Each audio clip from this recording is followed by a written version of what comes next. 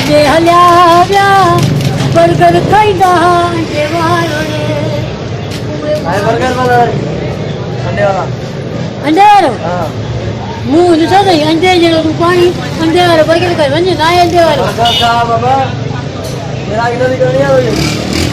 70 રૂપિયા અંધેવાળો 70 રૂપિયા જો पैसा लाया उठा लो तेरी पैसा दे कल भाई खाई वे भजी में 500 हाँ घणा ने एकड़ो रे एकलो बोले रोज कन्या है एकलो बर्गर यार खाने वाले को भी शर्म पीने वाले को भी शर्म हेलो रे जल्दी से डाले जाए धन जल्दी जाया तो सही कहता है केरो माने गए सही कहता है जाए तो हां याला फिर तेरी क्या बर्गर खाया नहीं दोदी खाई दे हाँ करिया